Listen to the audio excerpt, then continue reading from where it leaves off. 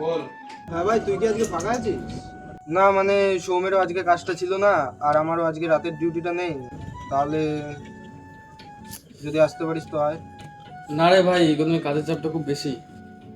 ঠিক আছে, আমি দেখছি, যদি টাইম হয় তো আমি যাচ্ছি তাহলে। হ্যাঁ। কি বললো? বললো কাজের চাপটা বেশি, সময় হলে আসছে। ঠিক আছে, বসি তাহলে।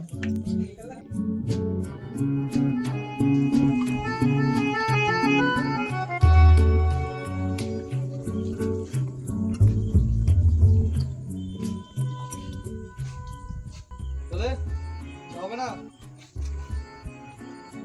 চ।